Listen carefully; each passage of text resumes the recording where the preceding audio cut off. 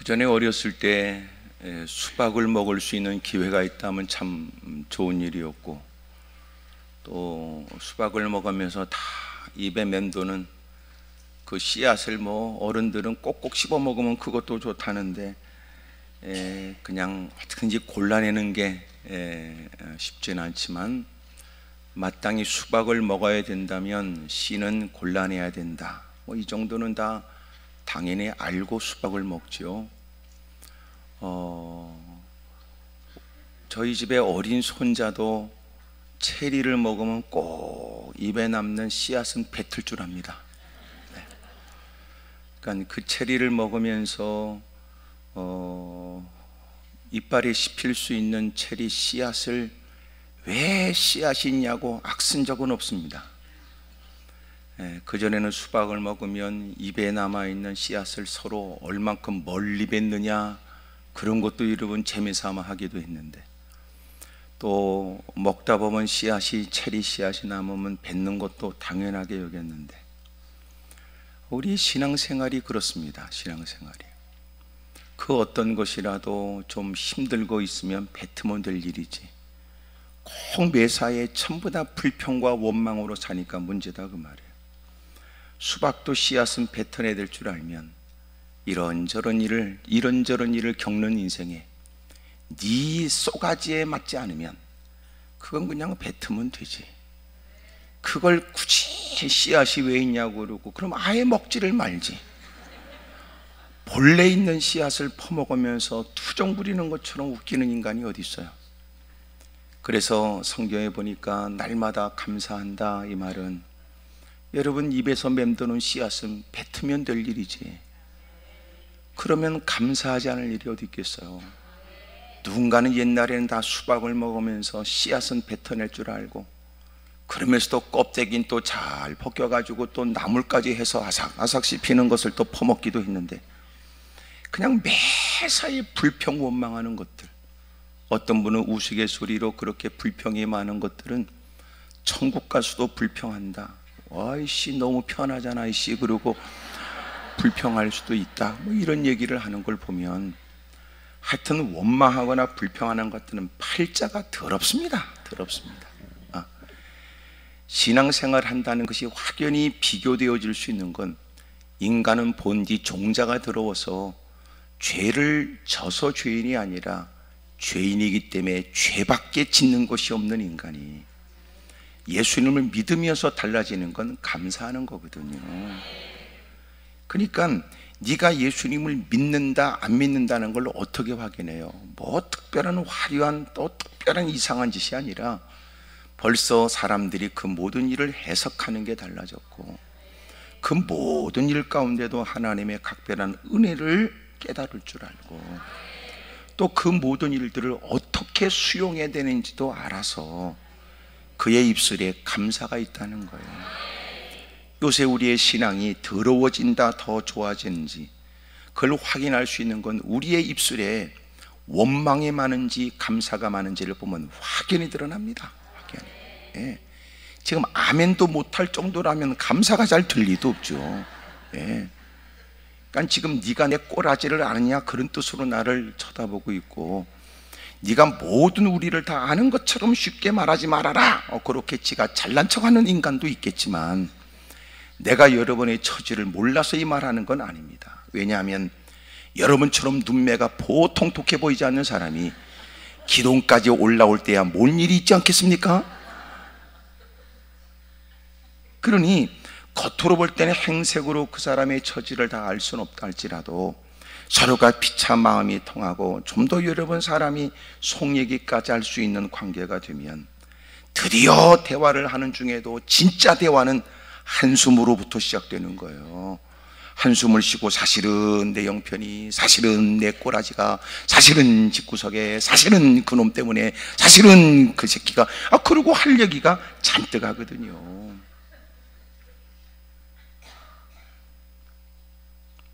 여러분, 우리가 살다 보면 이런저런 일이 다 내 마음에 들 리는 없어요. 누구든지.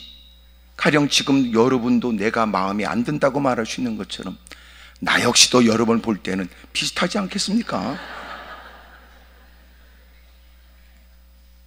여러분, 언제나 우리가 그래, 내가 다 마음에 들 리가 없겠지, 피차간에 서로 그 인간 없이면 콱 죽어버릴까라고 협박해가면서 결혼한 그 인간도 살다 보니까 그 인간이 아니었다는 걸 비로소 깨닫게 되는 때가 온다는데, 생각해보면 평상시 나는 그걸 다 매력이라고 여겼던 일들이 살다 보니까 그 놈이 보통 놈이 아니었다는 거예요.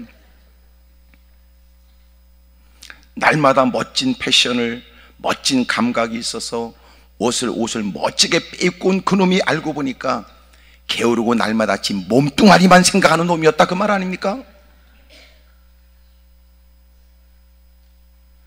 그러니 서로가 연애할 때는 다 매력이었는데, 여러분, 살다 보니까 그것은 가정생활에 있어서 전혀 무능한 인간이었다는 거 아니에요. 그렇게 모순투성의 인간이 아주 상당히 공부를 해서 지적인 것처럼 보여줘도 감정적인 인간이었고, 누가보다 무사람들에게 매너가 있어 보이지만 집구석은 개판이고, 밖에 나가면 호인 소리 들어도 집구석은 쫀쫀하게 일을 띄웠고,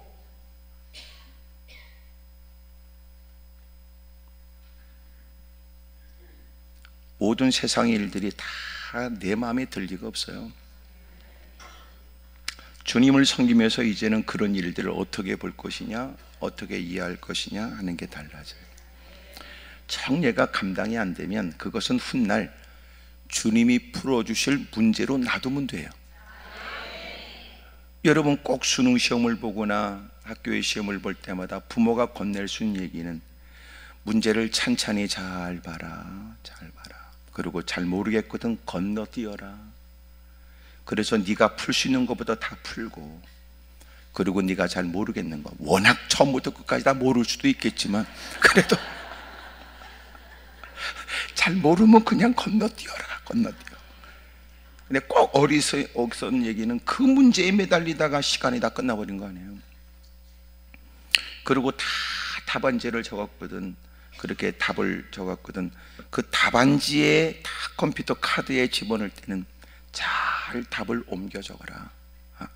여유가 있거든 천천히 다시 한번 살펴봐라. 이런 얘기들 아니에요. 여러분, 우리가 아무리 봐도 이게 해석이 안 된다면 그 해석할 수 있는 가장 큰 범주가 뭐냐면, 하나님은 그래도 나를 사랑한다는 거 아니에요. 야, 그것이 하나님이 너를 사랑한다는 증거로서 네가 또렷하고 분명하게 설명 좀 해봐라 그럴 때는 모를 수 있다는 거예요.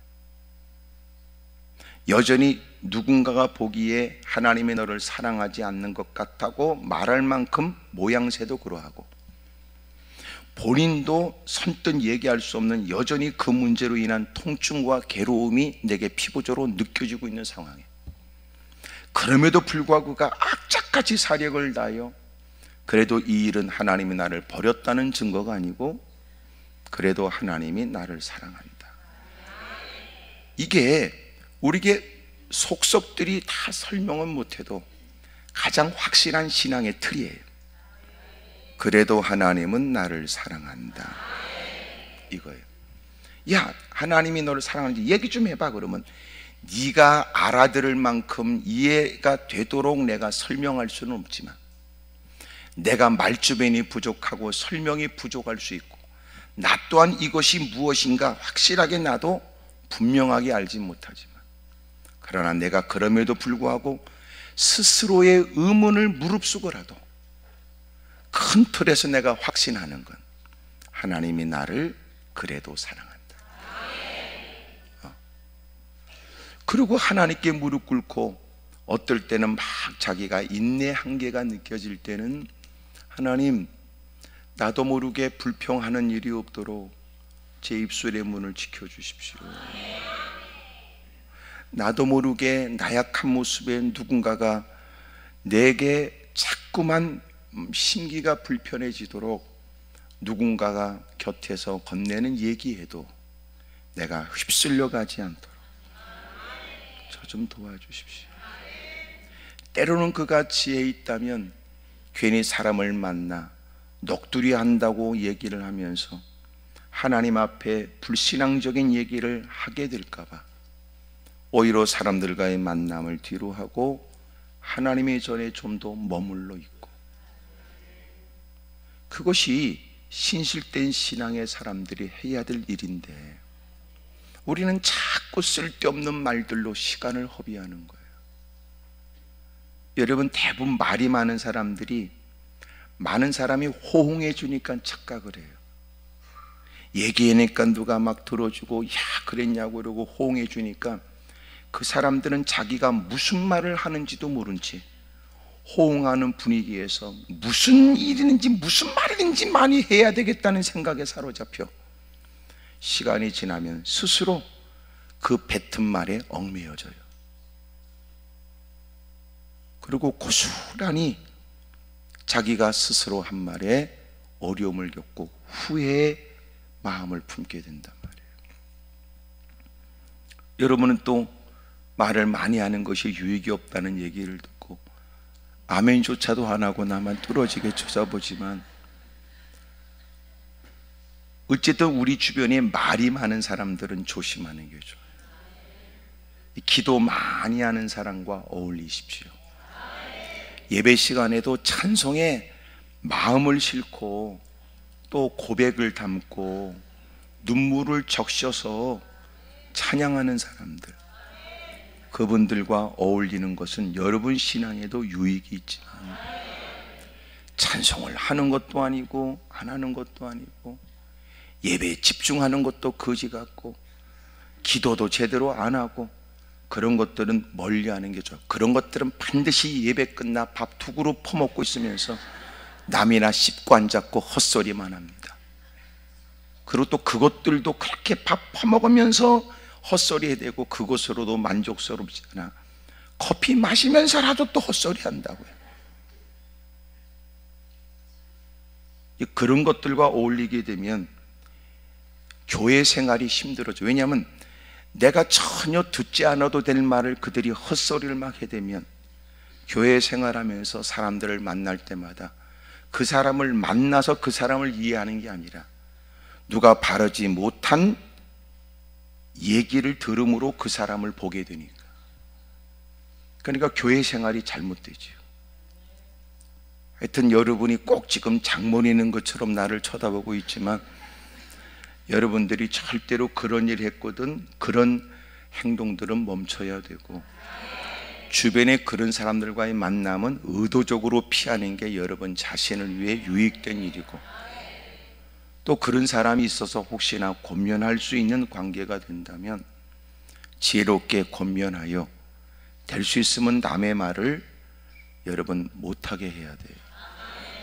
이럴 수 있어요. 여러분들이 그들이 자기 생각으로 함부로 막 떠버리는 얘기에 당신이 그런 말을 저지하지 않고 그 자리를 떠나지 않고 그 자리를 다 앉아서 듣고 앉았으면 그 인간이 훗날 자신이 그 얘기할 때 너도 그 자리에 있었다고 얘기할 겁니다. 그럼 너도 똑같은 인간이 되어버리는 거예요.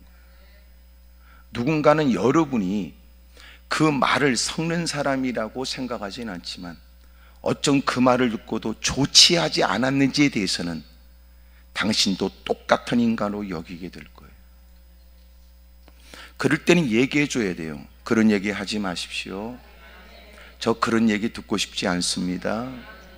우리가 이렇게 모인 건 예배 때문에 모였으니까 그런 얘기는 예배 이후의 시간에 하고, 우리가 모인 것은 예배 때문에 모였으니까 예배 드리십시다. 이렇게 자꾸 겁내면 되는데, 대부분 헛소리 하는 것들이 나이 퍼먹고 교회 좀 오래 다닌 것들이 그 말하면 누군가가 그가 말하는 걸 저지하는 게 어려운 거예요. 그럼 구역으로 모였어도 구역 예배는 없고 헛소리만 하다가 끝나고, 그러니까 모처럼 구역 예배라고 갔던 사람이 괜히 그런 얘기는 당장은 솔깃하여 자기도 그 말을 듣고 앉았지만 여러분 나올 때는 내가 공연에 갔다 그런 생각이 들지. 그러니까 절대로 여러분들은 불평하거나 원망하는 일들이 없길 바라고, 괜히 자신을 살펴야 될 처지에 남들만 함부로 평가하거나 정죄하는 일이 없기를 축복합니다. 매사에 믿음이 성장하는 사람이라면 그는 늘 감사하며 살아요. 누가 듣기에 어떻게 저런 말도 저 사람이 수용할 수 있을까 싶을 때 그는 풀리지 않은 문제는 주님 앞에서 또 하나님께서 해석되고 가르쳐 줄 때까지 미뤄놓으면 되고, 또 여러분 내가 쓸데없는 건 뱉어버리면 될 일이고, 그러고 늘 감사하단 말이에요. 수박을 먹으면서 씨 때문에 불평하는 사람이 없고 그저 수박이 달다, 그리고 아이고 이런 때도 이렇게 제철이 아닌데도 수박이 나오네, 그렇고 감사함으로 퍼먹는 사람이 있을 때 아우 나는 수박이 이거 싫더라 씨 때문에. 네. 그거는 대접하는 사람 마음을 불편하게 하는 거고 예의도 아니지요. 그런 것들한테는 나중에 뭘 대접하고 싶은 마음이 없어요. 여러분 늘 감사하길 바래요. 아멘입니까? 다른 사람이 너를 어떻게 본다 할지라도 정작 너는 너의 인생을 소중하게 생각해요. 아멘입니까? 남들은 우리를 자기 입장에 함부로 말할 수 있을지 모르지만 내 인생은 내가 더 존중히 여겨야 돼요. 오늘도 여러 가지 일 때문에, 사연 때문에 올라왔겠으나 결코 불평이 우리에게 도움되지 않아요. 불평은 결코 말씀을 들어도 말씀이 내게 주는 각양의 혜택을 누리지 못하게 해요. 그러니까 말씀을 들어도 늘 시큰둥한 모습으로 매사에 말꼬리를 붙들고 시비 걸려고 그러고, 남들은 그 시간 그 말씀의 혜택을 누려 그래서 기쁨이 있고, 그리고 어둠의 세력은 떠나가고, 또 말씀을 듣는 자에게 허락하신 성령의 강력한 역사가 있고, 사모하는 이들에게 베풀어 주시는 희한한 기이한 역사가 있어서 여러분 치료와 이적도 기적도 있는데, 누군가는 같은 자리에 앉아 동일된 말씀을 들어도 그저 허탈하게 돌아간다면 불행한 일이잖아요. 우리의 입술에 자꾸만 우리의 입술을 근질거리게 만들고 자꾸 괜히 엉뚱한 말을 하고 싶게 만드는 그 못된 더러운 쏘가지는 반드시 맞서서 이겨야 돼요. 의도적으로 맞서야 됩니다. 아멘입니까? 우리는 주님이 허락하신 은혜로 말미암아 믿음으로 구원을 받았지만, 이거는 일방적으로 주님이 우리를 건져내 주시려고 은혜로 믿음을 갖게 하셔서 구원의 은혜를 주시지만, 아멘입니까? 그러나 우리는 믿음 생활하는 일에는 의도적인 노력을 해야 된다. 아멘이지요.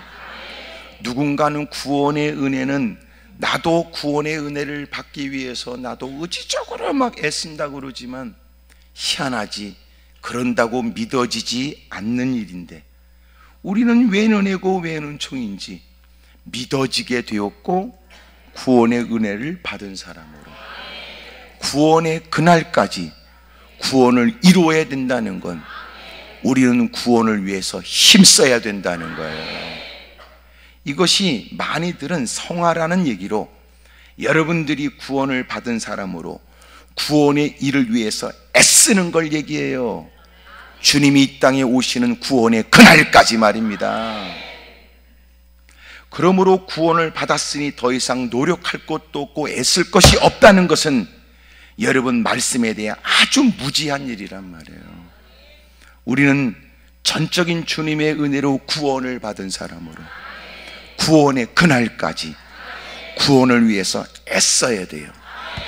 죄와 싸우는 일을 피 흘리기까지 하면서 힘쓰고 애써야 된다고.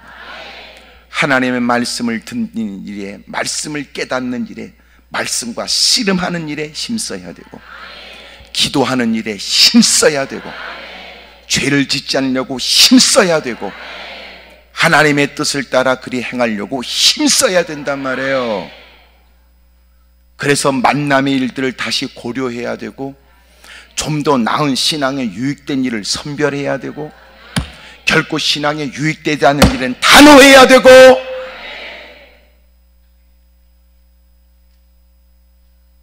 그러는데 마치 자신이 죄를 지면서 주님이 나를 방치한 결과라고 말하면 안 되고, 자기가 탐욕과 욕심에 끌려가면서 하나님의 나를 붙들어 주지 않아서 어쩔 수 없다고 말하는 건 그건 바른 신앙이 아니라는 거예요. 그러므로 이렇게 기도원까지 올라와 은혜를 사모하는 여러분들, 이제는 구원을 받은 사람으로 더 내가 힘쓰고 애써야 될 일이 무엇인가를 또 바르게 깨닫게 되어서 이전보다 더한 열심히 일어나시길 바라고, 이전보다도 더 많은 노력의 일들이 일상에서 확인되기를 축복합니다. 우리가 세상의 끊임없는 유혹 앞에서도 이기는 방법은 저돌적으로 맞서야 된다는 의미이기도 하지만, 내가 믿음의 일들을 위해 나는 사력을 다한다는 것을 일상에서 보이면 원수마귀도 함부로 찝쩍거리지 않을 겁니다. 당신이 게으르고 나태하니까 어둠의 세력에 들러붙는 거고, 그 하찮은 얘기에 부안해동하니까 당신을 바보로 여기는 거예요.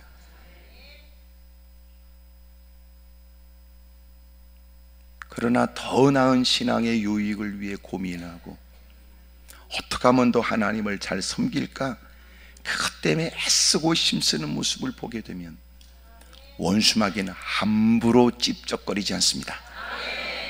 당신의 주변을 맴돌고 도전할 틈을 늘 살피겠으나 당신이 하나님을 향한 열심이 끊임없이 지속되는 한 원수마귀는 늘 틈을 보지만 맴돌다가 틈만 보다가 끝나게 되겠죠.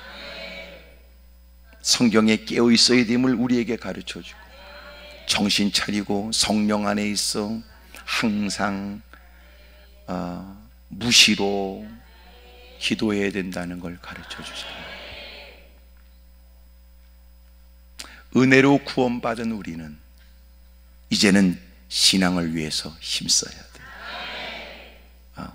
옆에 사람 다 인사하세요. 은혜로 구원받은 우리는 신앙생활에 힘써야 합니다. 시작.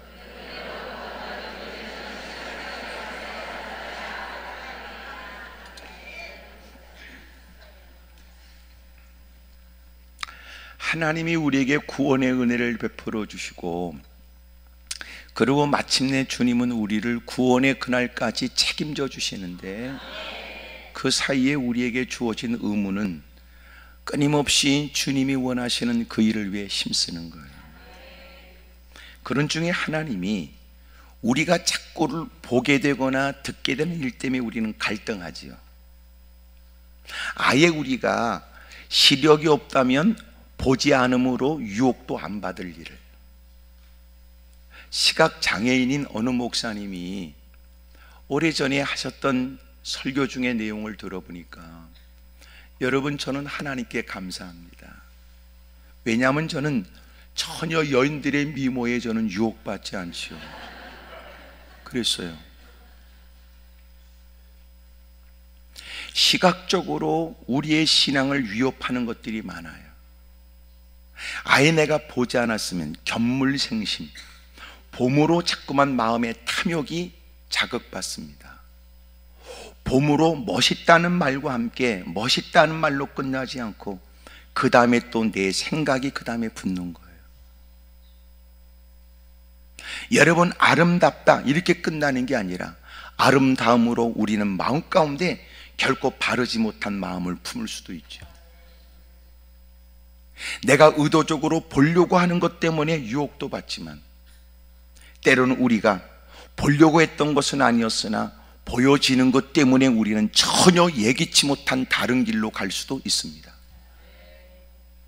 내가 그때 그것만 보지 않았다면 내 인생이 이렇게 허물어지지 않았을 것이다. 내가 그곳에 가서 그것을 보지 않았다면, 그 사람을 보지 않았더라면, 그 사람을 만나지 않았더라면 내가 오늘 이런 지경에 빠지지 않았을 것을, 그럴 수 있다고요. 우리가 일상에서 듣지 못한다는 건 얼마나 곤혹스러워요. 들음은 믿음으로부터 나온다니, 우리가 들을 수 있는 것도 하나님의 크나큰 은혜인 것은 사실이지만, 사람이 살다 보면 원치 않게 들려지는 소리에 그의 삶이 큰 영향을 받습니다. 아예 내가 청력이 없었다면, 내가 그 달콤한 얘기의 중저음의 그 음성에 내 마음이 이렇게 심쿵하여 내가 공연히 그 소리에 마음 뺏겨서 내가 이렇게 비참한 인생이 되지 않았을 것을 그럴 수 있단 말이에요. 그 빼어난 목소리에 그 노래에 내가 매력을 느꼈고, 그래서 내가 마음을 두게 되므로 일어난 그것이 내가 이렇게 비참해진 시작이었다니. 어둠의 세력은 지금도 우리가 일상에서 늘 열려있는 귀와 또 내가 보게 되는 내 시력을 통해서 어둠의 세력이 끊임없이 우리에게 도전하죠. 후각이 아주 예민하다는 것은 자랑스러워할 일일 수도 있지요. 무슨 냄새 안 나? 어쩐지 냄새가 나더라고. 이상한 냄새가. 누군가보다도 뛰어난 후각이 여러분 때로는 위험의 일들을 감지할 수 있으며, 여러분 누구보다 뛰어난 후각이 여러분 그에게 직업을 결정하게 하거나 누구보다도 그것이 그의 생활에 도움될 수도 있을지 모르지만, 때로는 뛰어난 후각이 당신을 힘들게도 해요. 누군가는 아무렇지 않게 여길 수 있는 일이 워낙 뛰어난 후각이라 그놈의 냄새를 맡고는 내가 못 견디겠다고 할 수도 있으며, 때로는 누구도 느끼지 못한 뛰어난 후각 때문에 당신은 정신을 잃어버린 채 유혹을, 남들이 느끼지 못하는 매력을, 당신이 느끼지 못하는 그런 시험에 빠질 수도 있다고요. 우리는 그런 세상에 살고 있어요. 그래서 우리가 의도적으로 신앙생활을 바르게 하려고 애쓰지 않으면 넘어질 일이 많아요. 그래서 하나님이 우리가 그럼에도 불구하고 하나님의 뜻을 선택하고, 그럼에도 불구하고 자기에게 일어나는 끊임없이 말씀과 반하거나 하나님의 뜻을 도전하는 것을 치열하게 싸워가면서 하나님의 말씀대로 살려고 애쓰지 않으면 지켜보신 주님이 우리를 방치하지 않고, 주님이 우리에게 끊임없이 싸우도록 주님이 가르쳐 주시고, 구름같이 허단 많은 증인들을 통하여 여러분 그들을 끊임없이 용기를 북돋고 응원하지만, 그럼에도 불구하고 빼앗긴 마음이 돌이킬 마음이 없는 듯 보여지면 그때 하나님은 자극적으로 그를 다루시지요. 성경에는 사람이 짐승과 구분되어져 깨달을 수 있는 것이 짐승과 구분된 사람의 특징이지만, 마땅히 깨달을 것을 깨닫지 못하게 되면 하나님이 그를 짐승의 하나처럼 다루신다는 거예요. 여러분, 짐승을 채찍과 막대기로 다루는 것처럼 우리를 그렇게 매섭게 주님이 손을 대셔서 고통과 고난 때문이라도 주님을 기억나게 하고, 시련과 역경을 통해서라도 그로 하여금 하나님께 무릎 꿇게 만들고, 참아낼 수 없는 여러 가지 상황을 통해서 그로 하여금 하나님 말씀에 귀를 기울이도록 만드는 거예요. 그러므로 고난이라는 것이 우리에게는 손실을 의미하고, 시련이라는 것이 아픔을 동반하지만, 역경이라는 것은 그동안 오랫동안 해왔던 것들이 무산되어지거나 무너지는 괴로움의 일들을 의미하지만, 그럼에도 불구하고 그것을 통해서 주님은 더 중요한 것을 그에게 허락하시고, 그 일을 통하여 그도 스스로 가치를 느끼지 못하는 더 값진 일들을 그에게 부여하시는 거예요. 시간이 지나서 보면 내 철없는 생각에 중요한 것을 잃을 뻔했으며, 그 젊음의 혈기 때문에 목숨을 잃어버릴 뻔했는데 내가 목숨을 부지할 수 있었던 건 그 고통과 어려움 때문이었다고 훗날 고백하도록 만들기도 해요. 사람은 잘 모르더라. 그래서 성장한다는 건 어찌 보면 가치에 관해서 비로소 깨닫게 되는 거예요. 그러니까 믿음이 성장한다는 건 뭐냐면 그는 누구보다 가치에 관해서 안다는 거예요. 교회는 출입해야 된다는 걸 고난 때문에 그는 부정할 수 없는 상황이 됐지만, 하나님 전에 다가와서도 말씀을 통해서 그렇게 깨닫게 된 걸 순종해야 된다는 것을 깨닫기까지는 적지 않은 많은 시간이 필요하지요. 내가 예배 한 시간 참석해 주는 것도 자기는 대단한 큰 일을 했다고 과시하고 싶고, 그것도 주일날 꼬박꼬박 교회 간다는 것도 어마어마한 발전이라고 자기는 얘기하고 싶을 때, 하나님이 전에 다가와 말씀을 통하여 끊임없이 주님이 그에게 요구하시는 것은 너 왜 순종하지 않느냐에 관해서 계속 주님이 추궁하시는 거예요.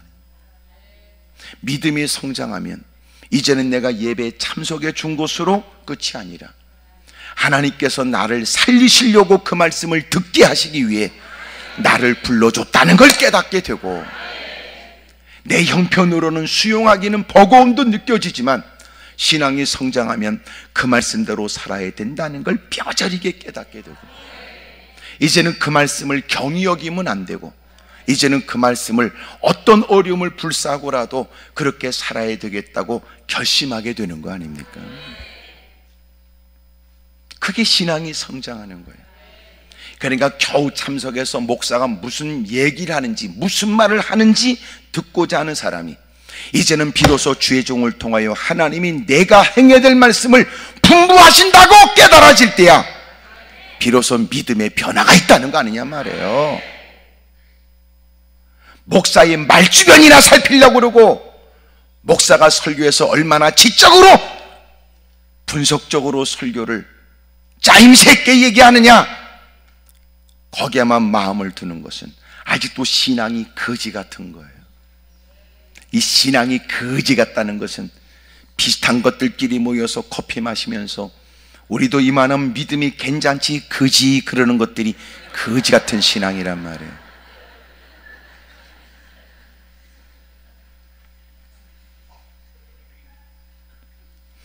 끊임없이 우리의 신앙이 성장해서 이제는 그 말씀은 하나님이 나를 살리기 위한 내게 들려준 말씀이고, 하나님이 나를 복되게 하시려고 그 말씀을 내게 주시는 거야. 누군가는 그렇게 말씀 표현에 대해 자극을 해서라도 그가 말씀에 귀를 기울이고, 다그치는 말씀에 마지 못해서라도 그 말씀을 수긍해서라도 한번 해보겠다는 말을 끝내 들어보겠다는 목사의 심경으로 다그치며 하는 얘기를 마지 못해서라도 알았다고.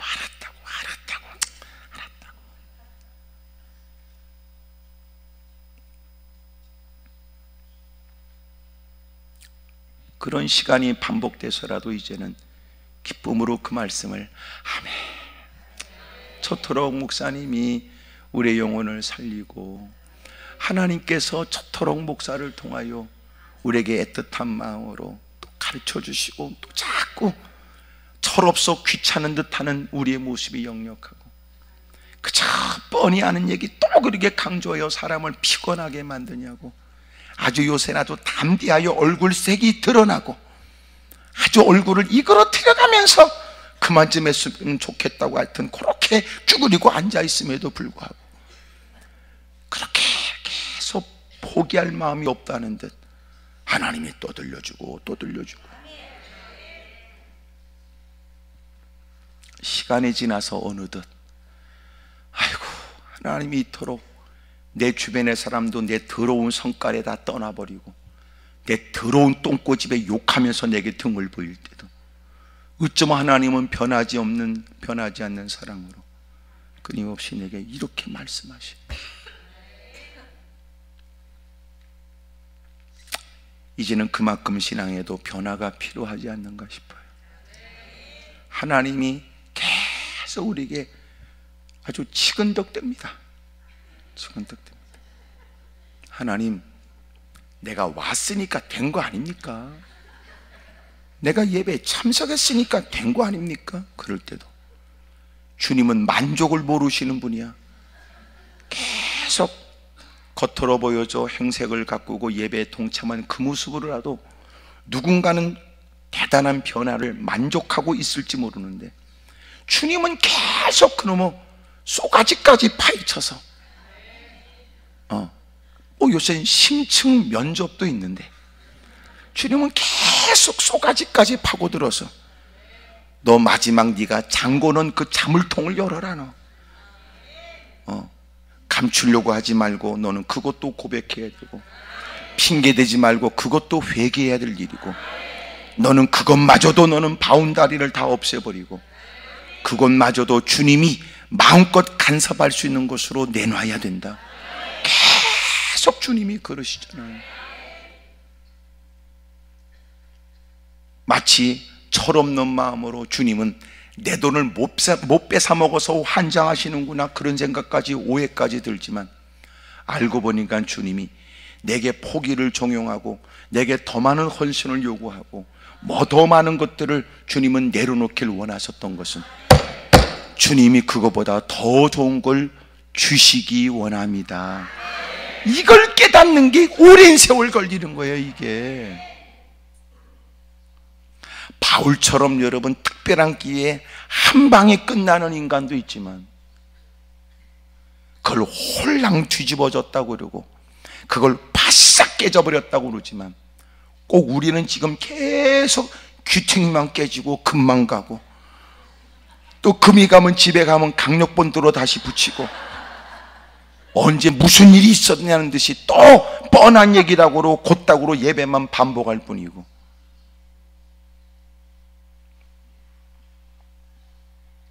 어느 때가 돼야 인간이 고쳐질지 말이에요. 그래서 하나님은 지금도 그저 어리석은 인생들, 과거에 철없고 미련하고 강팍이 게 없는 사람을 다루시는 방법처럼 오늘 이 시대도 상당히 지적이고, 여러분 접하는 정보와 주변의 많은 사람 교제를 통하여 뭔가 많은 것을 배우고 터득할 수 있는 이 시대에도 주님은 여전히도 거친 손길로 인간을 다루시는 거예요. 수없이 많은 사람들의 사례를 통하여 어떻게 살해되는지 충분히 주워들은 얘기가 있어서, 누구보다도 그런 일을 꼭 경험하고 나서야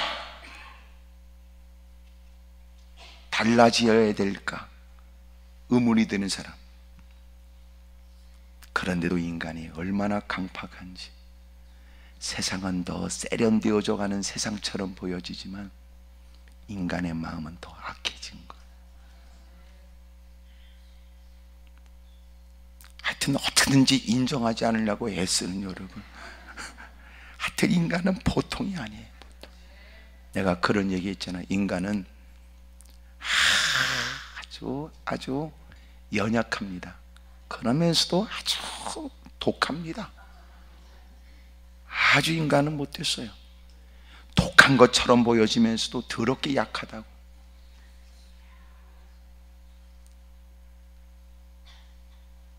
잔머리에만 드러나. 그래서 하나님이 우리를 천국으로 인도하기 위해서 고난을 주는 거예요. 왜 본문은 엉뚱한데 읽은 것처럼 왜 지금 이 얘기를 하냐고 그러지요. 지가 더럽게 똑똑한 체 하기 때문에 그래요. 지가 잘난 겁니다. 그러니까 이 거지 같은 그 생각이 인생을 팔자를 더럽게 만드는 거예요. 무슨 연유가 있을 테니 그 말씀도 다 이유 있어 들려진 말씀으로 들을 생각은 안 하고, 아주 지가 무슨 뭐 대단한, 아니 본문은 이건데 왜 그 얘기를 하지?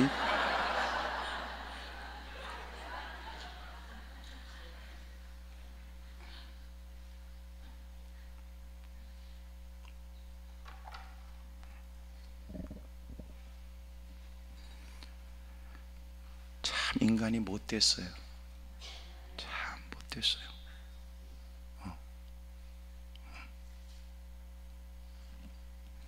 그러니까 설교 시간에 은혜가 안 되는 거예요. 여러분 교회 가서도.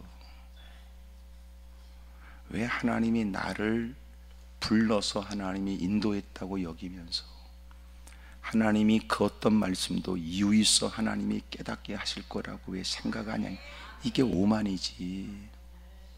하나님이 너를 불렀다고 말하면서 왜 이런 얘기가 들려지 반감을 갖는 건 하나님이 실수했냐고요. 참 어리석어. 옆에 사람한테 다 놀란 듯이 물어봐요. 그쪽도 그런 생각했었냐고 물어봐. 시작.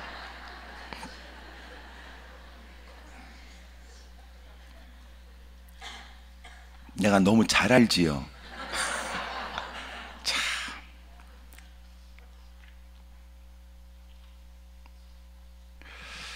하나님이 왜 고난을 주는지, 그것은 말씀이 비로소 그에게 복이 되려고 하는 거예요.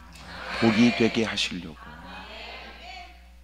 12년 동안 혈루병으로 사람들에게 외면을 당하고 피를 흘린다는 것은 부정한 병으로 불려지고 있을 때 12년 동안 고통을 당하는 사람의 여인을 상상만 해도 몸몸은 점점 바싹 말라갔을 때고, 스스로는 친숙해진 냄새일지 모르지만 누군가는 악취를 느꼈을 테고, 부정한 병으로 일컬어지고 있으니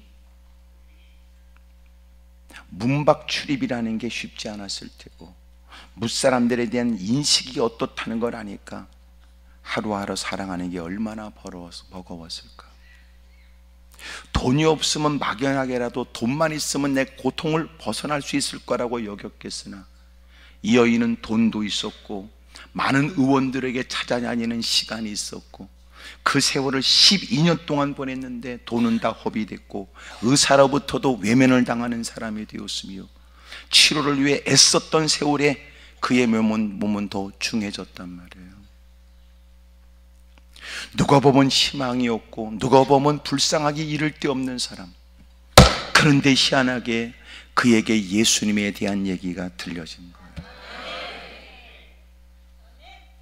많은 무리가 예수님을 따랐고, 예수님이 보면서도 믿어지지 않을 만한 놀라는 일들을 주님이 친히 행하심으로 많은 사람들은 모일 때마다 놀라운 일을 목격하게 되었고, 목격한 일들에 관해서는 가는 곳곳마다 자랑하듯 예수님의 행하신 일을 증거하게 되었는데,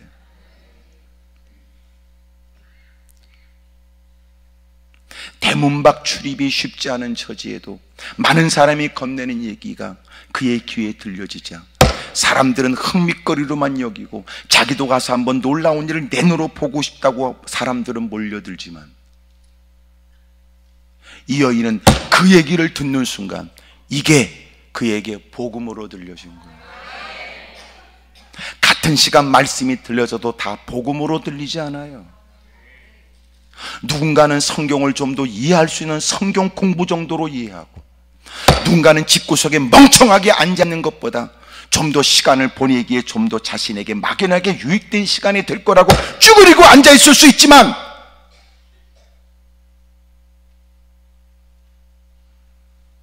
이 여인에게 들려진 복음은 그렇게 들려지지 않아요. 하나님이 왜 우리에게 고난을 주는지, 복음이 복음되게 하시는 겁니다. 말씀이 그에게 복이 되게 하시는 거예요. 같은 말씀을 듣고 누군가는 희망을 가질 때, 같은 말씀을 듣고도 누군가는 엉뚱한 얘기에 시비를 걸고,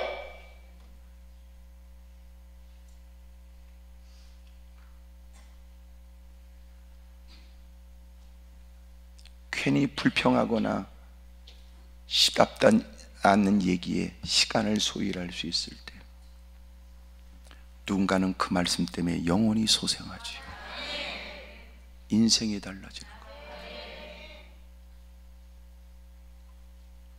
어느 분이 기도원에 올라와 은혜를 받고, 그렇게 자기가 미치도록 사력을 다했던 골프도 던져버리고 철야 밤을 보내고 하나님께 기도하고, 여러분 말씀을 듣고 인생이 달라지고, 말씀을 듣고 삶이 바꿔지는데, 목사님 제가 이렇게 달라진 거, 그 말씀을 듣고 내 인생이 달라졌습니다. 교회 생활의 변화가 일어나고 가정 생활의 변화가 일어나고, 제가 누차 그런 말을 강조하지만, 같은 자리에 앉아 있다고 모든 사람이 같은 자리에 앉아 같은 동일된 말씀을 들어도 같은 결과가 있는 것이 아니기 때문에, 제가 늘 하는 얘기는 너도 그냥 돌아가지 말라라고 하는 말을 제가 즐겨 쓰지. 네가 기도 소리가 가득한 곳에 앉아 있다고 네가 기도한 것은 아니며, 무사람이 응답받아 얼굴이 환한 모습으로 돌아가는 것이 너의 일은 아니라는 거예요. 우리는 지금 누군가의 간증을 보고 누군가가 응답받는 걸 보기 위해서 올라온 게 아니라, 올라올 때는 나도 간증자가 되기를 꿈꾸고 나도 하나님의 도움을 받겠다고 올라왔다는 걸 잊어버리면 안 된단 말이에요. 익숙한 말씀이지만 어느 날은 그 말씀이 내 말씀으로 들려질 때가 있거든. 예? 기도해야 된다는 말을 익숙하게 들었지만 어느 순간 고난과 시련과 역경과 갖고 있는 배경, 갖고 있는 여러분 인맥 나름대로의 그 어떤 것을 여러분 기대거나 의존할 수 있는 무엇인가 있다고 생각했던 그의 삶이 크나큰 고난과 고통을 만나게 되면 그 어떤 것도 나를 도울 수 없다는 어려운 일을 만나게 되었을 때 비로소 기도하라는 말이 귀에 들려져요. 어떤 분이 기도원에 올라와, 목사님, 저는 기도원 체질은 아닙니다. 나한테 그러더라니까. 그래서 내가, 야, 네가 나를 볼 때는 나는 기도원 체질 같으냐? 너는 평신도가 돼서 기도원 다니지만 나는 평신도 때 나는 기도원 다닌 적이 없어.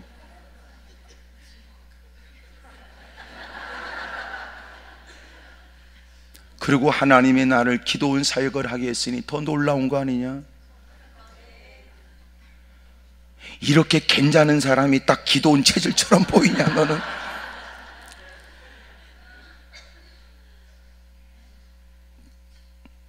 지가 무슨 뭐 교술에나 그러고선 올라와서 생전에 해보지 않던 금식에 해보지 않던 막 부르짖는 통성기도를 배웠다는 그 얘기였어요. 알고 보니까 왜 그렇게 기도원에 올라왔느냐, 기도원 체질도 아닌 인간이 보니까는 자식의 심각한 문제 때문에 올라온 거야. 하기사, 그러니까 그래, 그래서 주님이 너를 그렇게 다루는구나, 이런 생각이 들더라고. 평상시에 여러분 고상한 척하고 쭝얼거리고 옹알이 하듯이 기도하는 것은 마땅하고 당연하고 그것이 신앙의 전부라고 느꼈는데 발등에 불 떨어지고 집구석에 뭔 일이 생기고 자식 앞에 장사가 없다는 말이 절감이 되도록 기도원에 올라와서 어쩔 수 없이 다른 해야 될 일이 많았지만 그 많은 일을 하는 것보다 더 다급한 일을 어쩔 수 없이라도, 바쁘다고 핑계댔던 인간들이 어쩔 수 없이라도 멈춰야 될 때가 오거든. 그래도 안 멈추면 주님이 병상에 던져버린단 말이에요.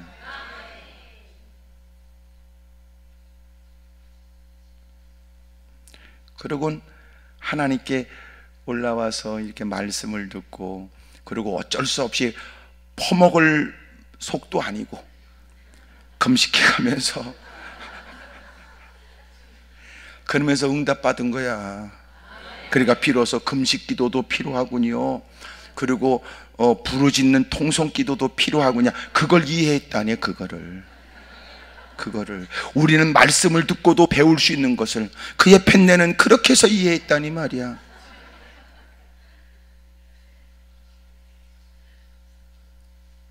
옆에 사람부터 다 얘기해. 저기 배우는 방법도 다양하군요. 그래 봐야. 시작.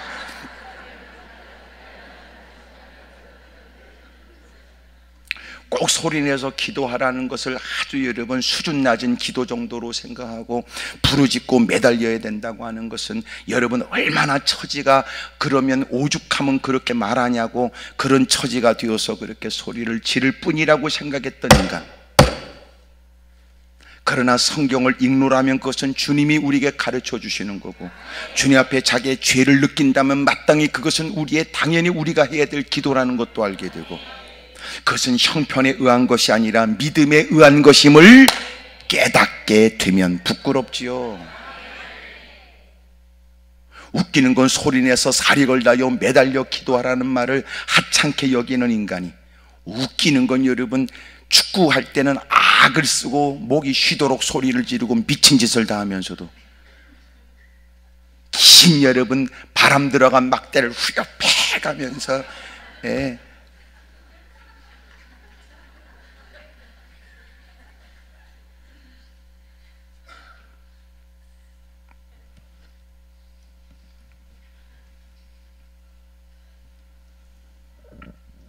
하나님께서는 말씀을 들려주는 현장에도 하나님은 말씀을 말씀되게 듣도록 하나님이 만들기 위해 그의 삶에 그가 말씀보다 더 의존하거나 하나님 말씀대로 순종해야 될 이유보다도 어쩔 수 없다는 핑계에 세상의 여러 가지 많은 논리와 이유를 대는 그를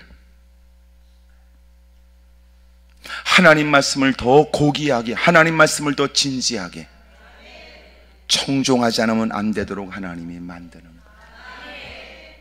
모든 사람에게도 다 들려졌을 그 복음이 놀라운 건 12년 동안 고통을 당하는 그 여인에게 들려졌을 때는 그는 그 말씀에 희망을 갖고 기꺼이 문 밖을 나서고 많은 사람들이 모인 것을 의도적으로 피했던 그가 예수님을 만나고자 하는 마음에 많은 사람들이 운집한 그 무리 속을 헤치고 들어가. 그리고 더 놀라운 건 그 복음이 그에게 준 것은 너무너무 놀라운데 많은 의원들에게 합법적 라이센스를 갖고 국가고시에 여러분 통과해서 이왕이면 치료받고자 자기의 재물이라도 다 쏟아부어서라도 해결받길 원하는 그 여인은 소문 듣고 곳곳을 전전했던 사람인데 그들로부터 의학적으로 도움을 받지 못하는 그가 여러분 예수님에 대한 소문을 듣고 그의 마음 가운데 내가 예수님의 옷자락에 손만 대도 해결될 수 있다고 하는 믿음까지 가진 거예요. 그 복음이 그에게 주는 영향이 얼마나 큰지 세상에 과학이다요 의학이다요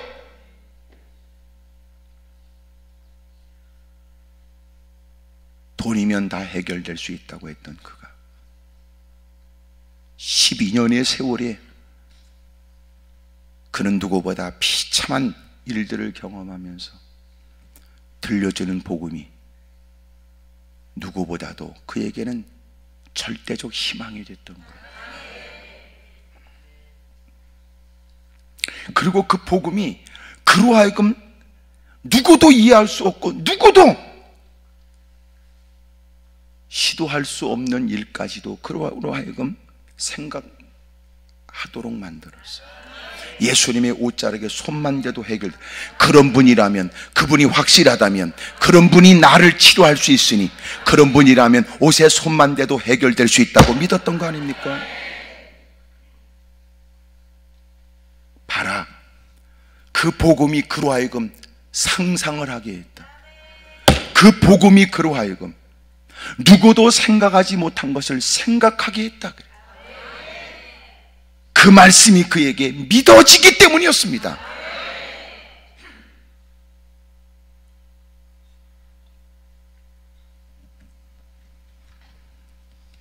그저 내가 교회를 다니면서 예배를 빠지는 불성실한 사람으로 보이지 않기를 원하는 붓사람과 다르고 교회를 마지못해 그냥 교회를 다니는 사람, 누군가에게 붙잡혀서 그냥 또 참석하고 또 가지 않으면 안 될 것 같은 생각으로 참석하는 사람과는 달랐다는 거예요. 말씀을 경청하는 마음이 남다르고 선포되는 말씀을 담아내는 그릇이 달랐어요. 자기가 필요한 대로 그저 편식하는 인간처럼 필요한 것만 주워 담으려고 했던 사람, 이제는 그는 너무나 절박하니 여러분, 이 허기진 배를 채우기 위해서는요, 식당에 가서 정말 배고픈 사람은 메인 메뉴가 나오기 전에 이미 밑반찬으로도 허기진 배를 채워. 짜고 나발이고 그냥 막 퍼먹는다니까.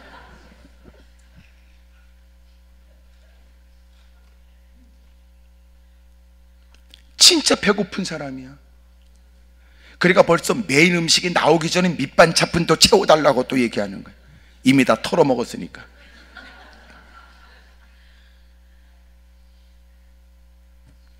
고난이 그로 하여금 허기지게 만들고 시련이 그로 하여금 갈급하게 만들고 나름대로 지금까지 생각했던 모든 것들이 다 허물어지고 나서야 미치도록 사모하는 가난한 사람이 되는 거예요. 사람이 여러분 이미 다 허기진 배를 채우고 나면 그 다음부터는 깨적거리기 마련이야.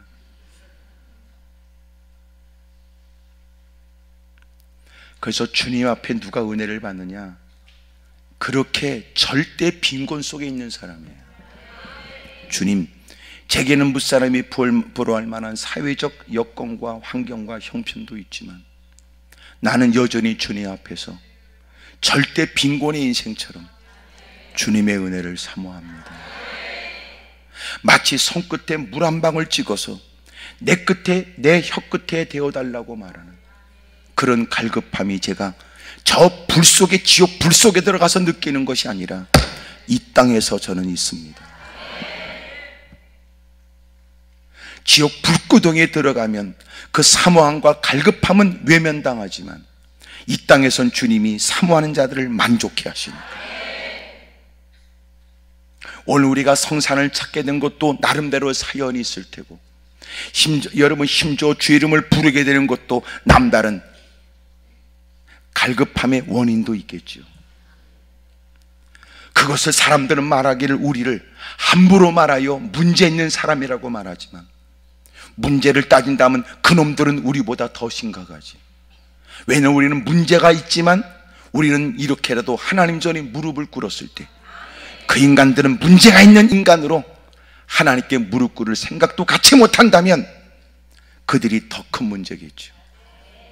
세상에 문제 없는 사람이 없다면 우리는 이곳에 있으니 문제 있는 사람이 아니라 누구보다도 주님의 은혜를 갈급히 하는 사람. 저도 간혹 이렇게 또 집회를 가서 사람을 만나면 그렇게 얘기하더라. 아유, 그래도 기도원에 올라가서는 참 문제를 겪는 사람들이 해결받겠다고 하니까 그래도 열심히 매달리고, 나 그럴 때마다 쫓아가 팍 쑤셔버리고 싶어요. 이 새끼야, 너는 문제 없냐, 이 새끼야. 웃기는 새끼네 이거.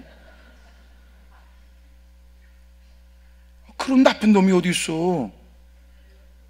문제 없는 인간이 어디 있어? 다 있지. 오죽하면 애가 태어나면서 울어제끼겠어. 이 문제 있는 세상을 어떻게 살지에 대해서. 그놈이 서서히 여러분 눈을 뜨고, 그놈이 서서히 여러분 알아듣는 귀가 열리고, 서서히 여러분 입을 열면서 시작하는 게 뭔지, 불평이야, 불평. 애들한텐 그래서 감사를 가르칠 필요가 없어. 감사는 가르치든 불평을 가르칠 필요는 없다고. 알아서 다 불평하고 원망하니까. 세상에 문제 없는 인간이 어디 있어요? 다 문제 있지. 단 진짜 문제 있는 것들은 기도 안 하는 것들이 문제 있는 거지. 지금 다 여러분들을 위해서 건네는 얘기인데도 또 가만히 있네 또. 아이 참, 워낙 문제가 심각해서 나를 위한 건지 누구를 위한 건지도 구분이 안 돼요 지금.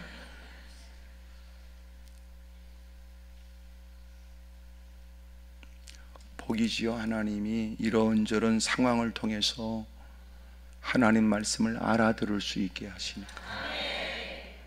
누구보다 그 말씀을 가슴으로 느껴야 되겠다고 느끼도록 만들어주시는 주님의 조치가 감사하지.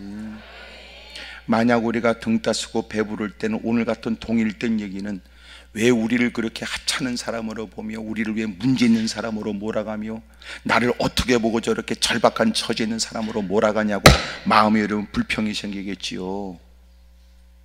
이런 얘기와 맞서고 싶겠지. 그러나 하나님이 힘들고 어려운 일로 우리를 몰아가면 때로는 너 살 길 있어 이 말이 고맙거든. 비로소 누가 건네는 얘기가 그에겐 비로소 고마운 말로 들려지는 거야. 이해가 되시죠? 그래서 하나님이 우리에게 어렵고 힘든 일들을 우리에게 허락하세요. 여러분도 교회 생활이 가장 가치 있고 의미 있게 느껴졌던 때가 언제냐면 뭔 일이 심각할 때야.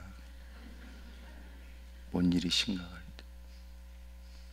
그때는 자꾸 귀를 기울여 들어보려고 하거든.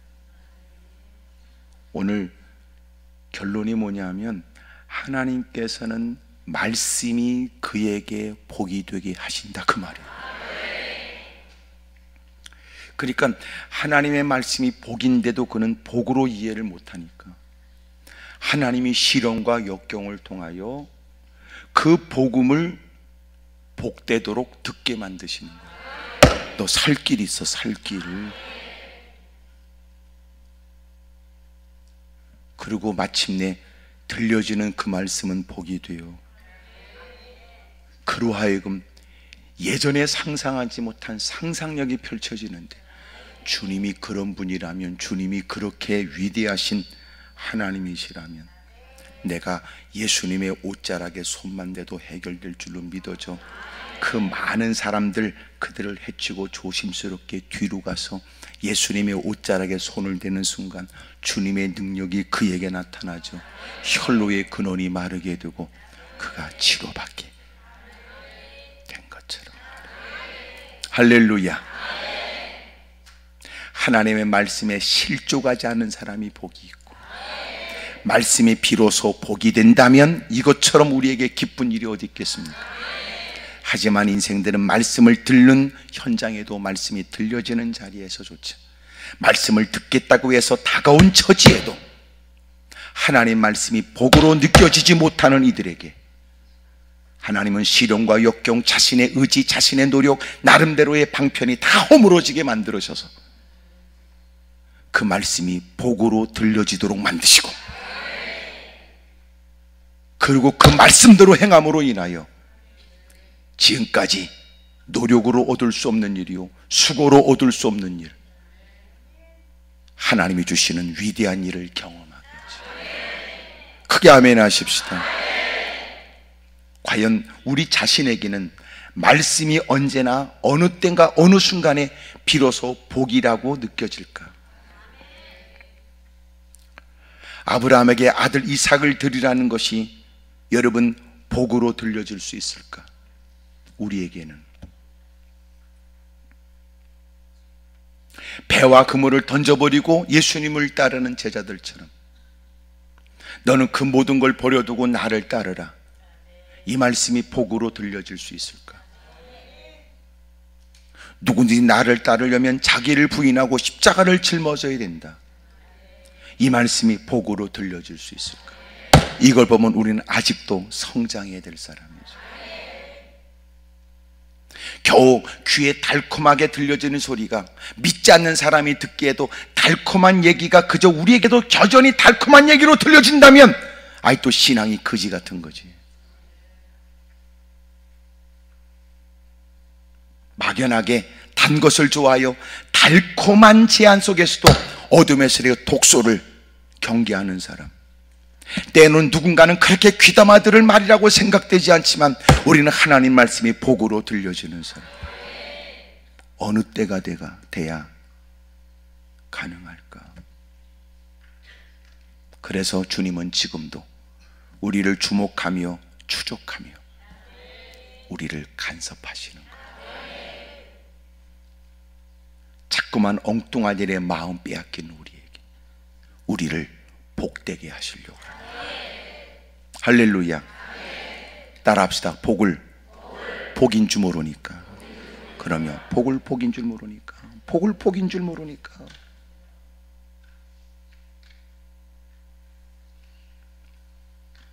저와 여러분들에게 하나님 말씀이 복이 됨을 깨닫게 해주십시오.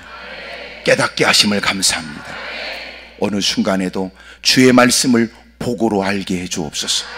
어떤 말씀 앞에서도 실족하지 않도록 도와주십시오.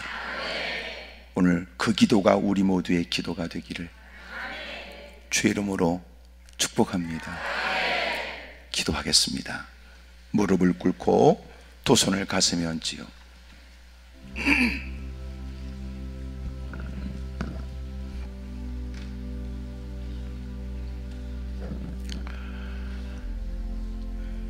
하나님 말씀이 내게 복이 되게 해주십시오. 왜 자꾸 우리는 말씀이 시험거리가 될까? 왜 말씀이 자꾸만 우리는 불평거리가 될까? 하나님 말씀 앞에 내가 실족하지 않고 말씀이 복으로 깨달아지게 깨달아지게 해 주십시오. 두 손을 높이 들겠습니다. 주님 도와주십시오. 불쌍히 여겨 주십시오. 여전히 내 마음이 빼앗긴 곳이 있거나 은근히 의지하거나 의존하는 그 어떤 것이 있게 되면 하나님의 말씀을 들을 때는 고상한 것만 따지되 자신은 더러운 죄를 주저함이 없이 행하고 맙니다. 하나님이 조치하여 말씀을 경히 듣지 못하게 하시고 하나님이 우리를 다루어 말씀을 귀담아 듣게 하시는 걸 감사합니다. 이제는 하나님의 말씀이 복이라는 걸 깨닫게 해 주십시오.